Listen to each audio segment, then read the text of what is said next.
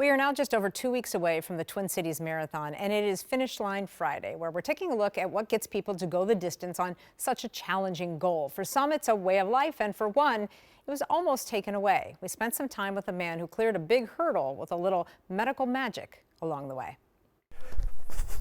Midweek run is usually about 7, and then on the weekend I'll do a long one. David Kittleson has recorded more miles on these roads than a hand-me-down Ford.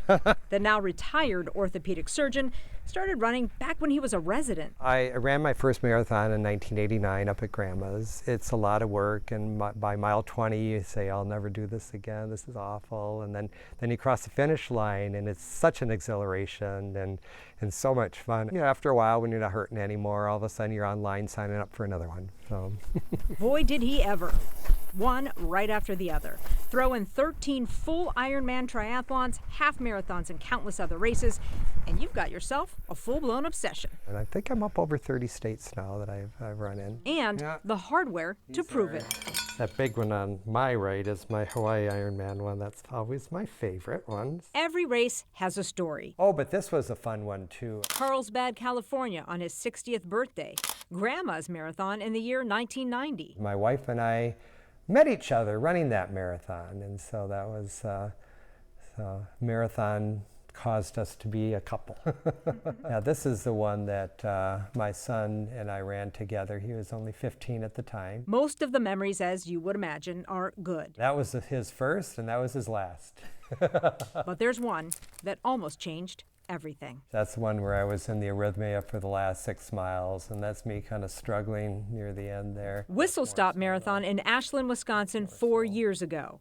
After that, it was a stream of cardiologists and medical workups. In April of 2022, David had a Medtronic Cobalt defibrillator implanted. We have an active lifestyle, my wife and I. We hike, we swim, we bike, we run, we do it all, and the thought that that could be taken away from me in my retirement was a very troubling thought.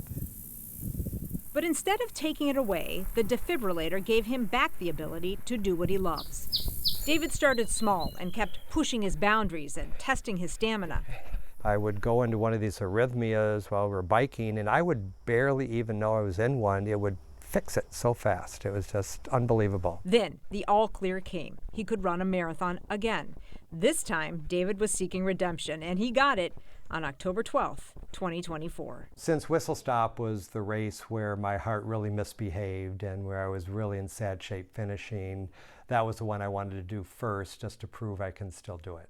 He sure can still do it. So now David's biggest worry is finding more room in his marathon scrapbook. Now I'm fully confident. I've been given permission to do whatever I want to do. And so that's what we're doing. Throw these on. As I say, if you get to the start line, you will get to the finish.